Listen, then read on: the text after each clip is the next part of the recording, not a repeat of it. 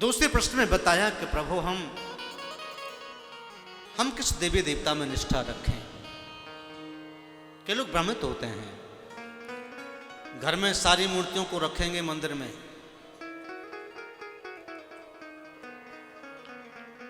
लेकिन वो भ्रमित हो जाते हैं। आपका मन अलग अलग मूर्तियों में अटका है, एक मूर्ति में निश्चित नहीं है, निश्चल नहीं है, एकाग्र नहीं है, इसलिए वो एक की भक्ति नहीं पाता। सारी मूर्ति भगवान की मंदिर में होने के बाद भी अपने मन को एकाग्र नहीं कर पाता। क्यों? कभी राम में मन चला जाता है, तो कभी श्याम में मन चला जाता है, तो कभी दुर्गा में मन चला जाता है, तो कभी हनुमान जी में मन चला जाता है। यहां सुधि महाराज ने बड़ा सुंदर प्रश्न किया, जवाब दिया कि अनन्या चिंतयन्तो मां ये जना पर्युपासते तेषां नित्याभियुक्तानां योगक्षेमं वहाम्यहम्। अनन्या चिंतयतो मां ये जना पर्युपासते। सो जिन्हें कहा कि जीव को एकाग्रता से केवल एक ही अपना इष्ट मानना चाहिए। चाहे वो राम में विश्वास करता है तो राम को मानो, चाहे वो शिव में विश्वास करता है तो शिव को मानो। एक ही इष्ट की उपासना करने से सभी देवताओं की पूजा हो जाती है। इधर उधर भटकने की आवश्यकता क्या? अपने मन को एकाग्र करो जिसमें आपकी श्रद्धा है। आप दुर्गा को मानते हैं तो दुर्गा में श्रद्धा करिए। दुर्गा जी की पूजा करने से सभी समेत देवताओं की पूजा हो जाएगी। इधर उधर भागने की आवश्यकता नहीं। आपको राम जी पर विश्वास है, आप राम जी को मानते हैं तो राम जी की उपासना करने से, पूजा करने से, आरती वंदन करने से, भोग लगाने से सभी देवताओं का भोग भी लग गया, उपासना भी हो गई, साधना भी हो गई, आरती वंदन भी हो गया, भोग भी लग गया। एके साधे सब सधे, सब साधे सध जाए। यानी कि एक में निष्ठा करने से आपकी सभी देवताओं की पूजा हो जाती है। इसलिए यहां वहां भटकने की आवश्यकता नहीं। एक व्यक्ति बड़ा निर्धन था, तो उसने सोचा कि मैं बहुत निर्धन हूं, क्या करूं? तो उसने सुना था कि मेरा एक इस बचपन का मित्र है, तो आजकल वो बड़ा धनवान हो गया है, चलो आज मैं उसके पास चलता हूं। वो धनवान बना कैसे, ये जानने की इच्छा करके अपने मित्र के पास चला गया। अब मित्र के पास तो बड़ा धन, बड़ा बंगला, बड़ी गाड़ी, कई करोड़ वाली, बड़ी फैक्ट्री, बैंक बैलेंस बहुत था। देख करके बड़ा आश्चर्यचकित हुआ, यार देख हम और तुम साथ साथ पढ़े थे बचपन में और तू इतना आगे निकल गया और मैं इतना पीछे रह गया। बैठे वार्तालाप हुआ। गरीब मित्र ने पूछा, भैया तू कौन से देवी देवता का पूजन करता, जरा बता तो दे यार, हमें भी बता दे, पता तो हमें चले।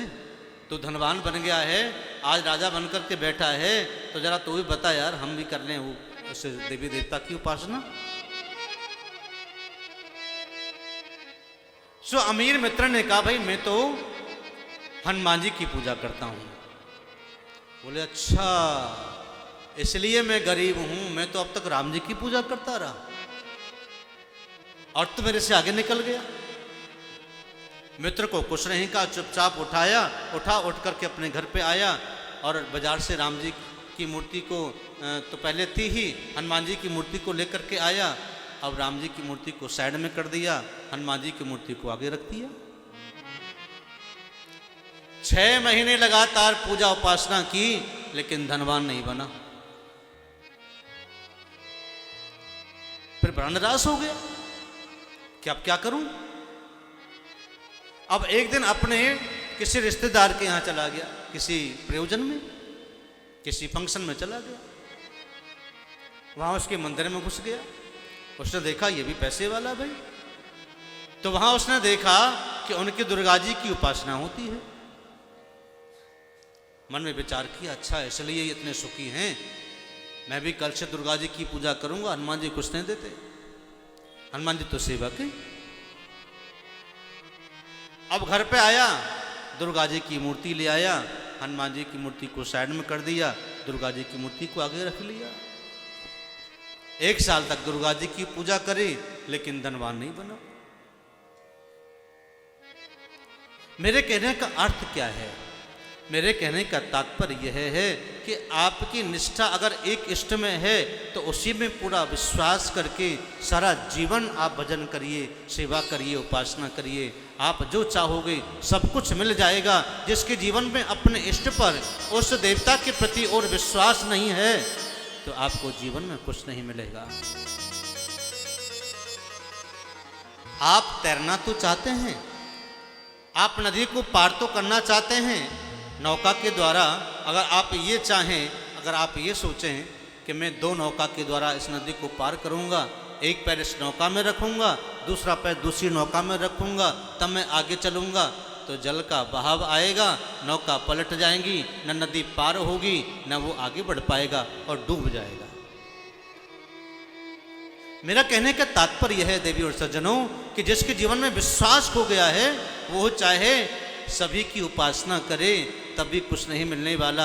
जिसके मन में अटूट विश्वास है और श्रद्धा है, वो चाहे एक इष्ट की उपासना करे, चाहे वो राम की करे, चाहे वो शिव की करे, चाहे वो कृष्ण की करे, चाहे वो राधा जी की करे, चाहे वो दुर्गा जी की करे, कोई भी पूजा करे, एक पर विश्वास करके आप आगे बढ़ते रहिए।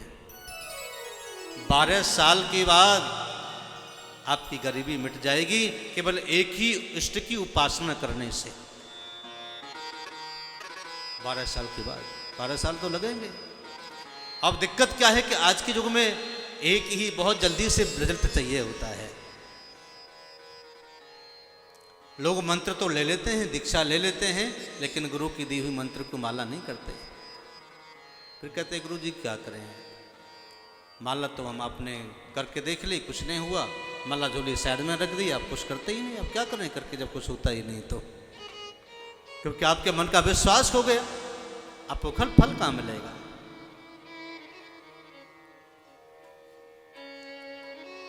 आपका मन का प्रभाव जहां जम जाए, मन आपका जहां गवाही दे, उसे इष्ट की उपासना करिए। क्योंकि बात तो एक ही है ना। आप अपने घर में तुलसी लगाते हैं, तो तुलसी में जब अनेक पत्ते और डालियां आ जाती हैं, तो क्या आपने तुलसी के जो पत्ते हैं, अनेक अनेक जो डालियां हैं, क्या आपने अलग अलग जल दिया था? क्या डाली में अलग दिया होगा, पत्तों में अलग दिया होगा, तो कहाँ दिया? केवल आपने तुलसी की उस वृक्ष की जड़ में जल दिया, उसके प्रभाव से, उस जड़ के आश्रय से डालियां में निकल गईं, पत्ते भी बहुत आगे और वृक्ष हरा भरा हो गया। इसलिए एक की साधना करने से समस्त देवी देवताओं की उपासना आपकी हो जाती है। प्रेम से कहो श्री राधे। सब्सक्राइब करें रामकृष्ण शास्त्री जी के YouTube चैनल को और हमारे वीडियोस को सबसे पहले देखने के लिए बेल आइकन को दबाना न भूलें।